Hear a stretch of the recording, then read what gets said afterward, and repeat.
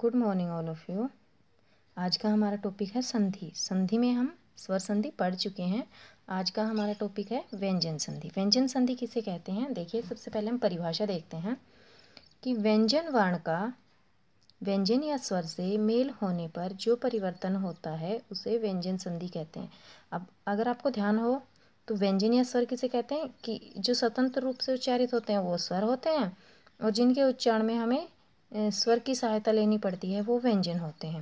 यानी व्यंजन का उच्चारण हम बिना स्वर की सहायता से नहीं कर सकते। तो जो व्यंजन वर्ण होते हैं उनका व्यंजन या स्वर से जो मेल होता है उसे व्यंजन संधि कहते हैं। देखिए, जैसे उदाहरण सत्य प्लस जन तो तय। अब आप इसमें देखेंगे जो उदाहरण लिखे हुए हैं इनमें सभी में हलंत लगा हुआ है। इधर देखिए, तो हलंत मीन्स होता है कि इसमें एक की ध्वनि ऐड नहीं है, काउंट नहीं है इसमें से। तो जैसे सत्य प्लस जन क्या हो गया? सज्जन। तय और जय ये दोनों क्या हैं? व्यंजन हैं। तो व्यंजन का व्यंजन से मेल। इसी तरह देखिए, व्यंजन का स्वर से मेल, ये स्वर है और ये व्यंजन है। षट प्लस आनंद क्या हो गया? षडानंद। इसी तरह देखिए, परि प्लस छेद, इसमें पहले स्वर आ रहा है बाद में व्यंजन आ रहा है, इसका हो गया परिच्छेद। देखिए, यहाँ कुछ नियम दिए गए हैं कि अगर कौन सा वर्ण आए तो उसका वह किस में परिवर्तित होगा। पहले देखते हैं। सबसे पहला नियम है, पहले शब्द का अंतिम वर्ण अपने वर्ग का तीसरा वर्ण हो जाता है। अब पहला शब्द कौन सा है? दो शब्द होते हैं ना, मैंने आपको बताया, पूर्व पद और उत्तर पद। पद किसे कहते हैं? शब्द को ही कहते हैं। तो ये पूर्व पद है, ये उत्तर पद है। ये जो पहला शब्द है उसका अंतिम वर्ण, तो इसका पहला वर्ण ये हो गया, दूसरा ये हो गया, तीसरा अंतिम वर्ण ये है।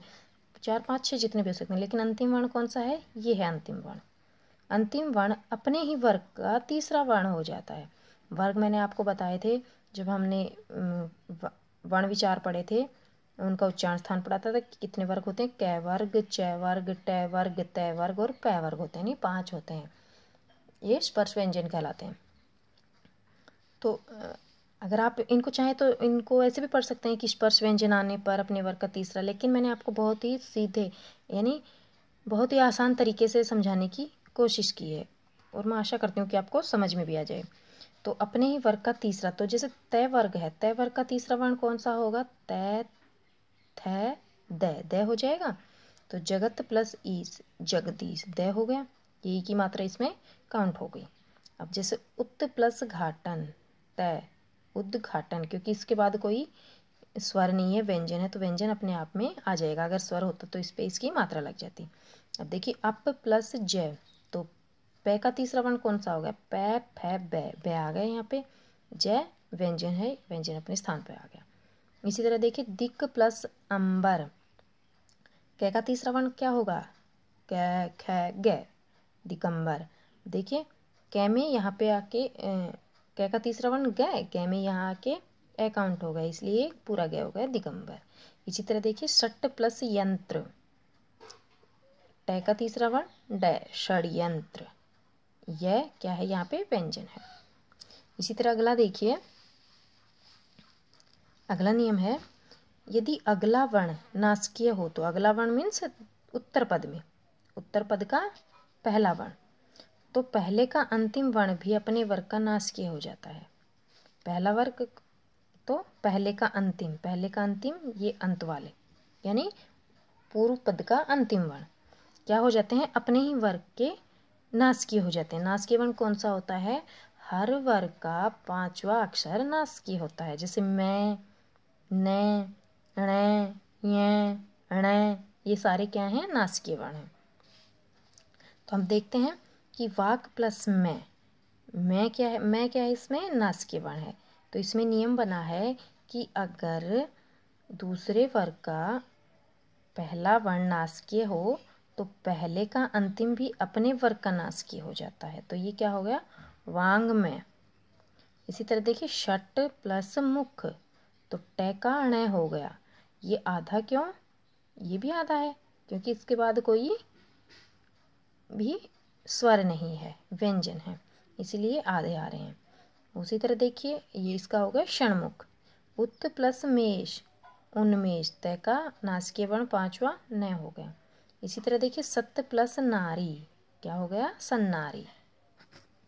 अगला नियम है यदि ई के बाद आने वाले र के बाद यदि र हो तो ह्रस्व ई स्वर दीर्घ हो जाता है। देखिए बेटा बहुत ही आसान शब्दों में बताने की कोशिश की गई है। यदि ई के बाद, देखिए यदि ई के बाद र आता है और र के बाद भी अगर र आता है तो ह्रस्व, ह्रस्व दीर्घ, ह्रस्व मीन्स छोटी ई और दीर्घ मीन्स बड़ी, तो ह्रस्व ई का दीर्घ हो जाता है। यहाँ पे हम देख सकते हैं आराम से, जैसे निर प्लस रोग क्या हो गया, यहाँ भी रे आ रहा है यहाँ भी, तो ह्रस्व ई का क्या हो जाएगा, दीर्घ ई हो जाएगा, निरोग। निर प्लस रस नीरस। उसी तरह उ का भी दीर्घ उ हो जाएगा, जैसे दुर प्लस राज दुराज। अगला नियम है यदि तय के बाद च या छ आए तो तय का च बन जाता है। तय के बाद अगर चाहे च आ जाए चाहे छ आ जाए तो तय का क्या हो जाता है, च हो जाता है। जैसे उत्त प्लस छिन उच्छिन, उत्त प्लस चारण उच्चारण। इस च के कारण इस तय में परिवर्तन हो गया, तय किस में परिवर्तित हो गए, च में परिवर्तित हो गए। इसी तरह देखिए यदि तय के बाद ज हो तो तय किस में बदल जाता है, ज में ही बदल जाता है। जैसे उत्त प्लस ज्वल उज्ज्वल, सत्य प्लस जन सज्जन। इसी तरह अगला देखिए यदि तय के बाद ल हो तो तय किस में बदल जाता है, ल में बदल जाता है। जैसे तत्त प्लस लीन तल्लीन, उत्त प्लस लेख उल्लेख। यानी तय के बाद च या छ आ जाए तो तय च में बदल जाता है, तय के बाद ज हो तो तय ज में बदल जाता है, और तय के बाद अगर ल हो तो तय ल में बदल जाता है। इसी तरह से इसके अन्य उदाहरण और देखिए, जैसे दुस प्लस चरित्र दुष्चरित्र, दुस प्लस कर्म दुष्कर्म, दुस प्लस परिणाम दुष्परिणाम, सम प्लस कृति संस्कृति, सम प्लस कार संस्कार। ये हमारा व्यंजन संधि का टॉपिक कंप्लीट हो गया है। नेक्स्ट टॉपिक में हम विसर्ग संधि के बारे में चर्चा करेंगे, उसके बारे में अध्ययन करेंगे।